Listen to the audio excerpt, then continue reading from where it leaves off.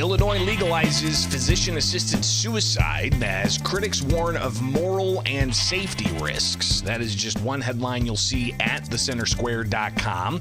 Governor J.B. Pritzker announcing this on Friday that he signed Senate Bill 1950, and it's got strong backlash from a variety of areas, from the medical field to the religious field and those who support individuals with disabilities.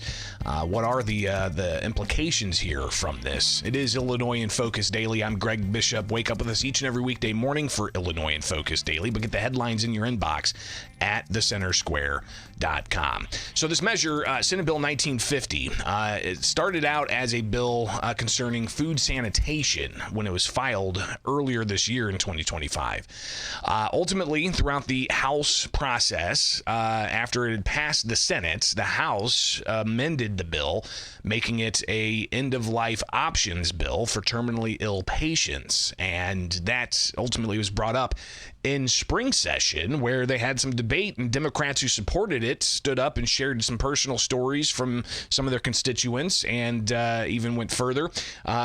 State Representative Maurice West, Democrat from Rockford, also a man of faith. He's a pastor. He talked about what this bill means to him on the floor back in May at the end of spring session.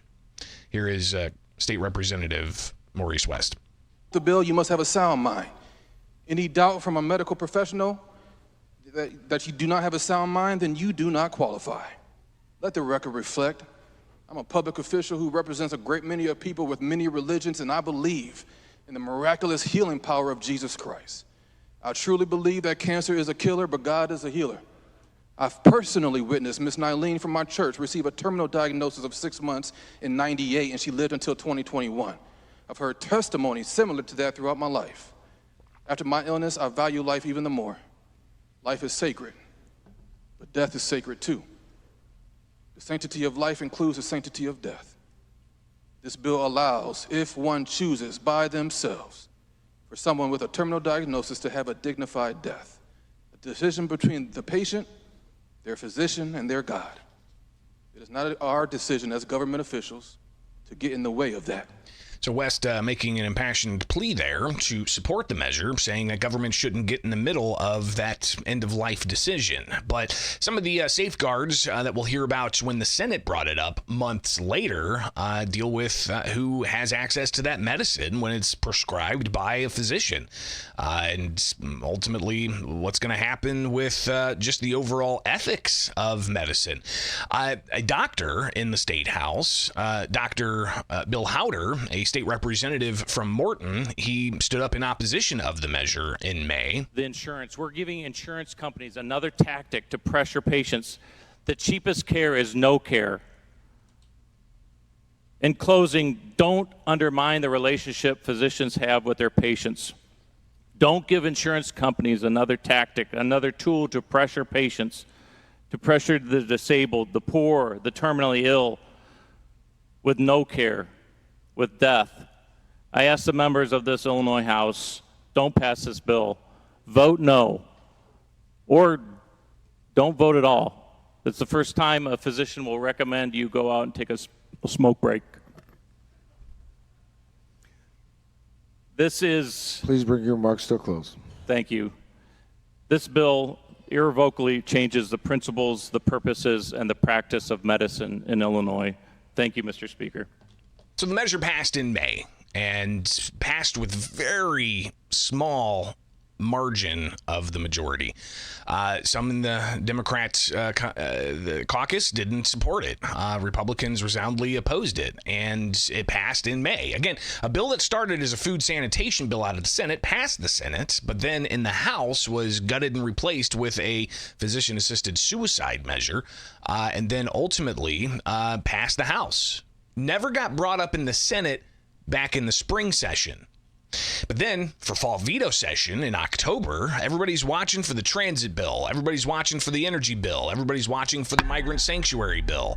As these measures were being passed back and forth between the House and the Senate, early Halloween morning in overtime, because they were only scheduled to be in on the 30th, but they went well into the Halloween morning hours, October 31st, we were told, hey, the Senate's going to bring up the end-of-life options bill. And it seemed to kind of come out of nowhere for people that were watching at 2 o'clock in the morning. And then we get State Senator Linda Holmes, who supported the measure, talking about the various provisions. This is the bill. This is medical aid in dying.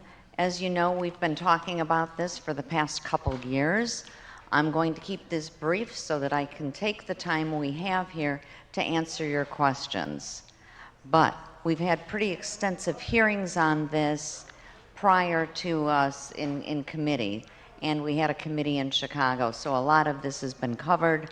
But very, very simply, this allows a person age 18 or older who receives a diagnosis of 6 months or less to live and is mentally competent to make an informed decision to have the option of self-administering a prescription to end their suffering. And there's a lot of different checks and guardrails that supporters say are in place. You have to have 2 doctors, you have to be of sound mind, and a variety of other guardrails.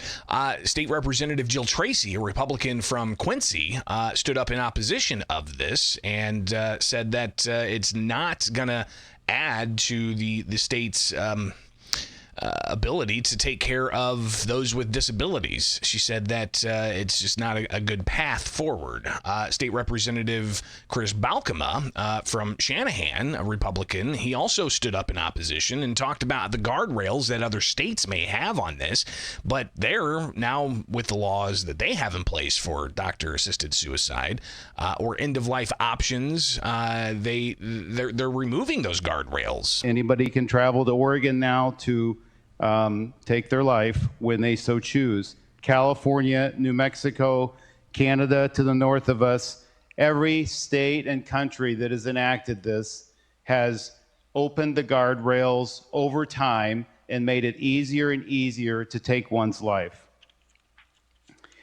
The impact on Illinois' most vulnerable, the 1.5 million people with disabilities, is huge. At the end of the day, if you have a disability, mentally or physically, the question is introduced into your mind, do I want to keep going or do I want to take my life? And you need to have 2 doctors sign off. You given the medication, you take the medication home and you decide when to take it.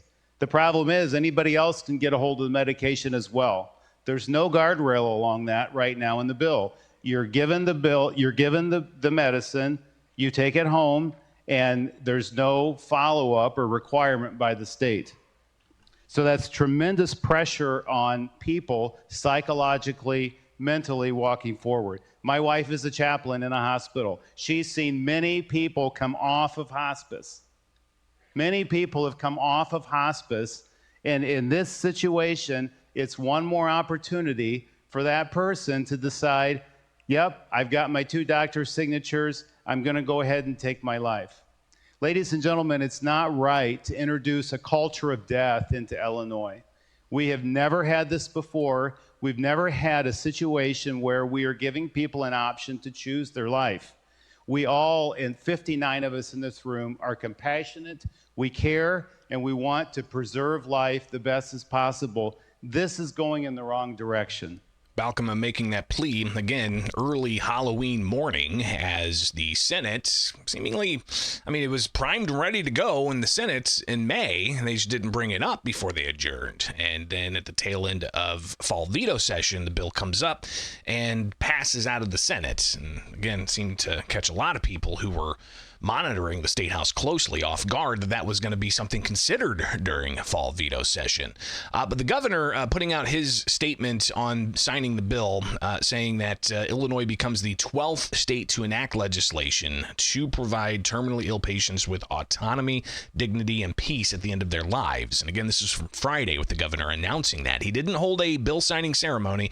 He simply just put out a news release talking about Senate Bill 1950 and how it's now law. And he says to ensure the highest safeguards for patients, the law is effective in September of 2026, which affords participating health providers and Illinois Department of Public Health significant lead time to implement stringent processes and protections as outlined in the law. Also known as Deb's Law, the bill honors Deb Robertson, a lifelong Illinois resident living with a rare terminal illness who has strong advocacy for the bill and shed light on the impacts on families and individuals struggling with terminal illness as they seek dignity and autonomy to peacefully in their lives. This comes as the governor a few weeks ago talked about how he was strongly listening to all sides of this. And he made that as well clear in his announcement of signing this. He says, I've been deeply impacted by the stories of Illinoisans or their loved ones that have suffered from a devastating terminal illness, and I've been moved by their dedication to standing up for freedom of choice at the end of life in the midst of personal heartbreak. He talks about how he hears those stories, but also talks about how it's about empathy. So the governor signing this on Friday. Again, no bill signing ceremony, just sending it out in a news release. But he also signed a whole host of other legislation as well. And another news release that he put out, he signed about, 14 bills dealing with a variety of things, including impacting the Illinois Liquor Control Act. You've got different things impacting insurance. You've got the creation of the Equality for Every Family Act. And that was actually a certification of an amendatory veto. And this deals with language and family law. Also makes improvements to the juvenile justice system. Another measure deals with the state comptroller's office. Another measure, as I said, deals with liquor control. Then you get the Senate Bill 1911, decoupling from federal bonus depreciation for newly construction, new residential real property. Replaces the global intangible low tax income tax with net controlled foreign corporate tested income, extends the excess business loss deduction for trust, extends the state and local tax deduction, amends the film production services tax credit, and creates statewide innovation, development, and economic act. Variety of other things. This is the bill that decouples from the federal tax code, essentially, and a lot of opposition there from the likes of manufacturers and businesses saying it's going to hurt business investment by making other states more competitive if they choose to not decouple from the federal tax law. So Illinois seeming to decouple from that now with legislation that the governor enacted on Friday. But a variety of other things. Again, the governor releasing this list of bills that passed during fall veto session that he is ultimately enacted. All right, so that's some of the latest from late last week happening here in Illinois. Of course, this is Illinois in Focus Daily with you each and every weekday morning. Wake up with us, but you can get the headlines in your inbox. Just go to thecentersquare.com/Illinois, and you'll be able to sign up for the newsletter. You can also find out how to donate to the Center Square. We're a nonprofit newswire service, free and open to the public, and definitely driven by your donations, so make that today. All right? It's Illinois in Focus Daily, only with the Center Square.